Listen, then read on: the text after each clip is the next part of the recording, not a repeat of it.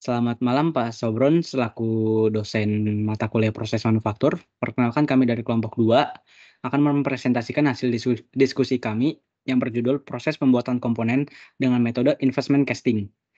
Sebelum masuk ke pembahasan, izinkan saya memperkenalkan anggota kelompok saya.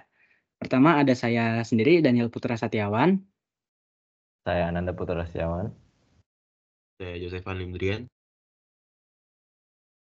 Saya Maria Rumi. Dan saya Muhammad Lampar Afandi. Di poin pertama ada investment casting.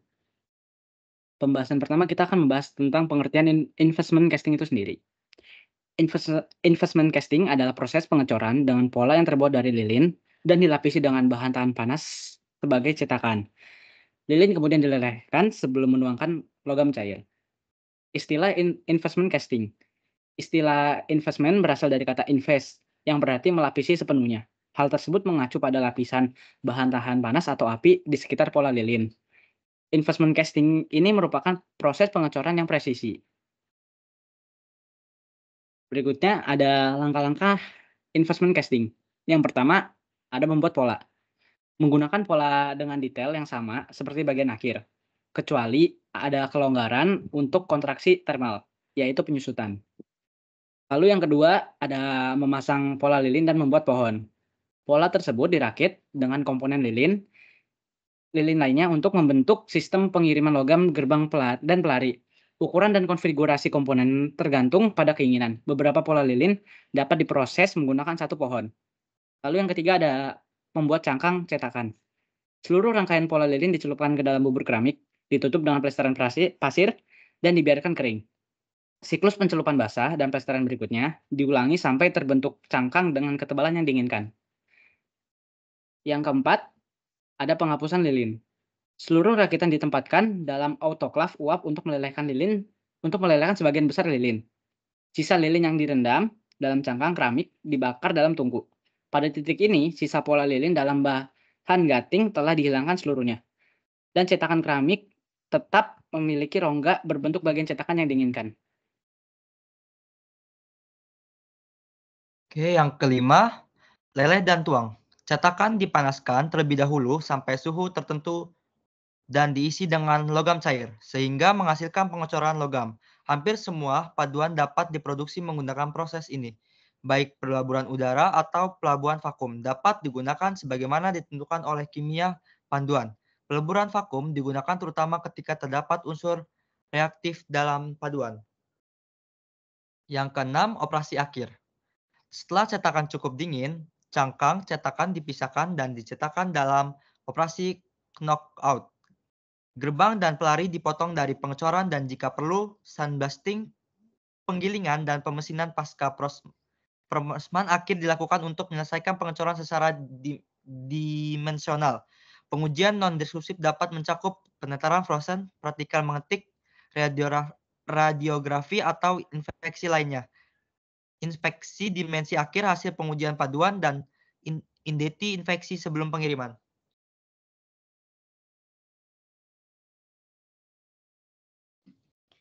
Lalu kemudian yang bisa dilihat di sini ada gambar daripada langkah-langkah investment casting yang telah dijelaskan oleh Daniel dan Muhammad Lampar tadi. Yang pertama di sini seperti yang sudah dijelaskan Daniel, ada pola-pola lilin yang diproduksi, lalu kemudian yang kedua itu di mana pola-pola yang sudah diproduksi telah melekat pada satu spro untuk membentuk pohon pola. Lalu kemudian yang ketiga bisa dilihat di situ bahwa pohon pola yang sudah terbentuk akan dilapisi dengan bahan tahan panas. Kemudian setelah cetakan terbentuk, cetakan akan dibalik dan dipanaskan untuk melelehkan lilin serta membiarkannya menetes keluar dari rongga. Bisa dilihat dari langkah yang keempat dan juga yang kelima. Lalu kemudian setelah lilin itu, setelah lilin keluar dari rongga-rongga yang sudah ada, maka cetakan akan dipanaskan kembali dan bisa dilihat di gambar ke-6 yang sedang dituangkan ke atasnya itu adalah logam cair. Lalu kemudian yang ke-7, cetakan akan terlepas dari produk cor dan bagian-bagian produk akan dipisahkan dari spro.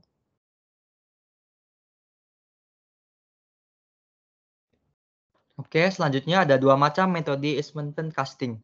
Pengecoran investasi gelas air. Pengecoran gelas air adalah teknik pengecoran kuno yang membuat cetakan keramik di sekitar pola lilin menggunakan campuran natrium silikat, gelas air, dan bahan tanpa api. Cetakan dipanaskan untuk menghilangkan semua lilin dan meninggalkan rongga. Rongga tersebut diisi dengan logam cair. Metode ini hemat biaya sehingga ideal untuk produksi skala besar. Oke, yang kedua ada pengecoran investasi silika sol. Cetakan dibuat dengan mencampurkan larutan silika koloidal berbahan dasar air dengan bahan tahan api. Partikel sol silikan seakan halus sehingga menghasilkan permukaan air yang lebih halus untuk bagian cor. Pengecoran sol yang silika terkenal dengan akurasi dimensi yang tinggi. Ini digunakan dalam industri seperti ruang angkasa dan kedokteran yang mengutamakan detail halus dan toleransi ketat. Ini lebih mahal daripada pengecoran gelas air meskipun presisinya lebih unggul.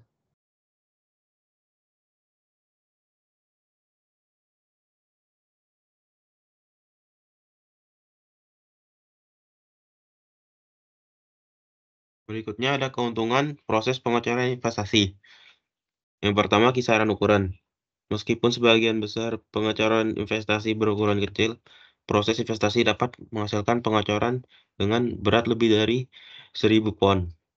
Yang kedua, bentuk serbaguna dan rumit. Pengecoran investasi memberikan toleransi ketat yang konsisten dan berulang bersama dengan jalur dan kontur yang rumit. Banyak dari konfigurasi ini tidak mungkin dibuat. Pengecoran investasi adalah alternatif yang baik untuk pengelasan atau fabrikasi. Banyak komponen yang digabungkan menjadi satu pengecoran. Semakin banyak digabungkan, semakin baik efisiensi produknya. Next. Yang ketiga, permukaan akurat dan halus. Cangkang keramik yang digunakan dibuat berdasarkan pola yang halus yang dihasilkan dengan menyuntikkan lilin ke dalam cetakan aluminium yang dipoles. Pengecoran investasi tidak mempunyai jenis garis perpisahan karena hanya satu cetakan yang digunakan. Di slide berikutnya adalah perbandingan penyelesaian relatif yang dapat diharapkan dari berbagai proses pengecoran. Di sini kita lihat ada proses pengecoran dan rentang RMS-nya. Mati 20-120, investasi 60-200, cetakan karang 120-300, sentrifugal perkakas standar 400-500, sentrifugal cetakan permanen 20-300, statis cetakan permanen 200-420, pasir non-ferus biasa 300-560, pasir hijau ferus normal 560-900. Kemudian ada pentingnya pengecoran investasi dalam industri modern. Di sini kita ada beberapa alasan, seperti pertama, fleksibilitas desain. Kebebasan desain sangat penting terutama untuk bagian yang kompleks dan rumit yang mungkin memiliki berbagai bentuk internal dan eksternal. Investment casting tidak dibatasi oleh ukuran, ketebalan, atau konfigurasi yang memiliki kemampuan untuk beradaptasi dan berubah untuk menghadapi tantangan apapun.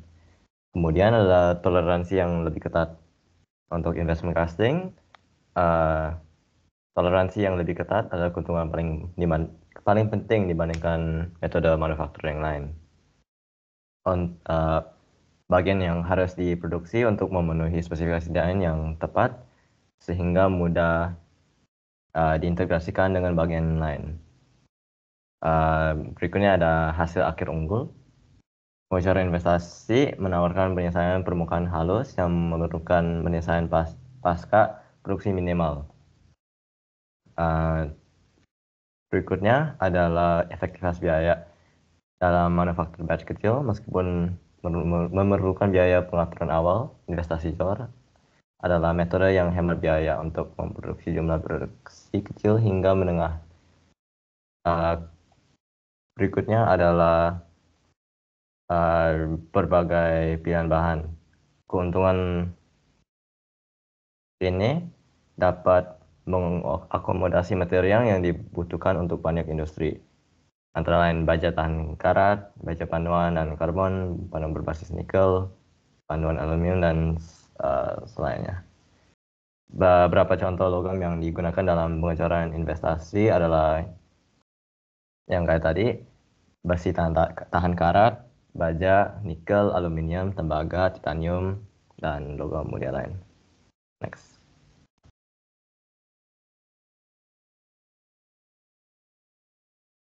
Lalu kemudian setelah penjelasan-penjelasan dari investment casting tadi, mungkin di sini yang bisa dilihat adalah contoh produk investment casting. Yang pertama di situ adalah bilah turbin berongga yang rumit dari paduan eksotik, di mana itu diaplikasikan untuk turbin gas dan uap.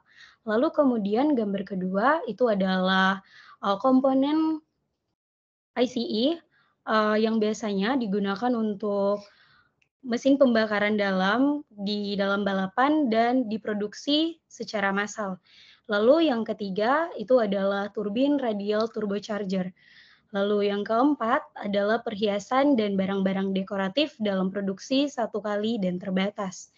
Lalu kemudian yang kelima itu adalah komponen senjata api dan meriam untuk penanganan proyektil dan mekanisme penembakan. Yang bisa dilihat di sini gambar kelima, kami mengambil trigger housing di mana itu adalah rumah dari sebuah senjata. Lalu yang terakhir adalah implan, di mana ada banyak sekali implan, mulai dari implan gigi dalam volume dan pengerjaan logam mahkota atau jembatan untuk pembuatan khusus satu kali, dan juga implan ortopedi khusus. Dan yang kami ambil di sini adalah contoh implan ortopedi khusus, di mana implan ini biasanya digunakan pada tulang belakang orang yang mengalami sakit skoliosis atau sakit pada tulang belakangnya, dan akhirnya orang tersebut bertahan hidup menggunakan implan ortopedi khusus ini.